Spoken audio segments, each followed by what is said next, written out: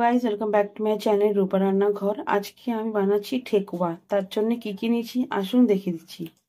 এখানে নিয়েছি আমি 1 কাপ ময়দা, এখানে আমি 1 কাপ সুজি নিয়েছি, এখানে 1 কাপ আটা নিয়েছি, এখানে নিয়েছি আমি 1 চামচ এলাচ গুঁড়ো, এখানে নিয়েছি আমি নারকেল গুঁড়ো, এখানে ঘি রয়েছে, এখানে আছে 1 বাটি চিনি, এখানে রয়েছে। এবার এগুলোকে আমি সব মেখে নেব। এখানে দিয়ে দিলাম ময়দার মধ্যে আটাটা, সুজিটাও দিয়ে দিলাম,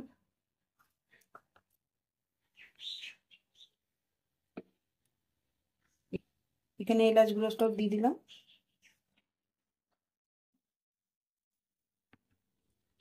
এখানে দিয়ে দিচ্ছি আমি মৌরিটা,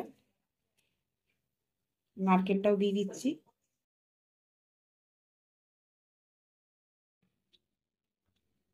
চিনিটাও ওতে দিয়ে দিলাম, এখানে আমি ঘিটা সব দিয়ে দিচ্ছি, 1 কাপের মতন ঘি দিয়ে দিলাম। এবার ভালো করে এটাকে মিক্স করে নেবো।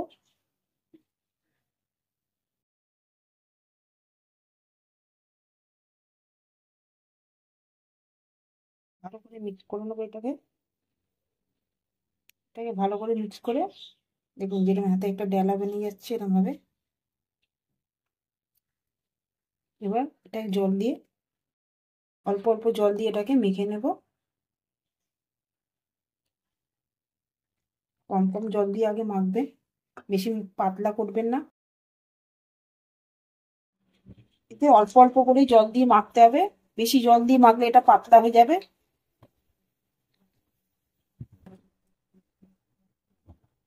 আমার এটা মাখা হয়ে গেছে। এবার আমি এটা ঠেকুয়ার শেপটা দিয়ে দিচ্ছি।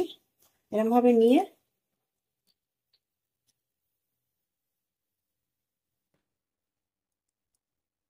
একটা চামচের সাহারা নিয়ে এরকম ভাবে একটা করে আমি শেপ দিয়ে দেব।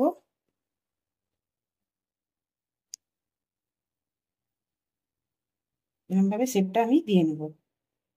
এইভাবে আমি সব কটা করে নেব ঠেকুয়ার শেপটা।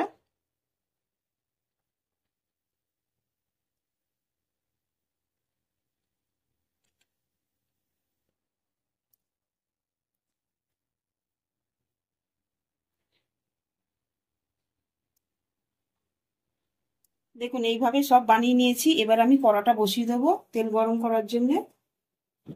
গ্যাসটা আমি জ্বালিয়ে দিলাম, কড়াটা বসিয়ে দিচ্ছি। এখানে আমি তেলটাও দিয়ে দিচ্ছি, কড়ার সাথে সাথে তেলটাও গরম হয়ে যাবে। এখানে তেলটা একটু বেশি দিয়ে দিচ্ছি, কেন ঠেকুয়াটা ভাজার জন্য একটু তেলটা একটু বেশি লাগে। তেলটা আমার গরম হয়ে গেছে, আমি এটা মিডিয়াম আঁচে করে নিয়েছি। এবার আস্তে আস্তে করে এগুলো সব ভেজে নেব।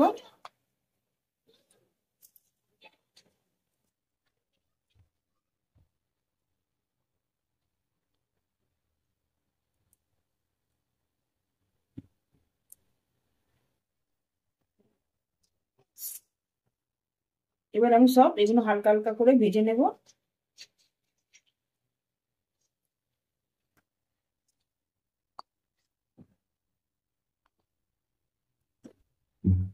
এবার এগুলো সব আমি আস্তে আস্তে করে উল্টে দেবো।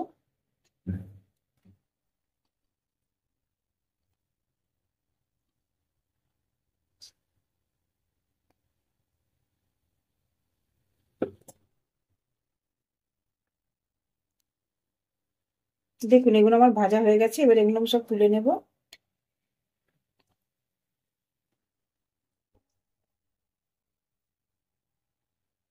দেখুন রেডি হয়ে গেছে আমার ঠেকুয়া। আপনারা বাড়িতে এই রেসিপিটা ট্রাই করে দেখবেন। আমার ভিডিওটা যদি আপনাদের ভালো লাগে লাইক করবেন, শেয়ার করবেন, সাবস্ক্রাইব করবেন। নেক্সট ভিডিওতে আবার দেখা হবে।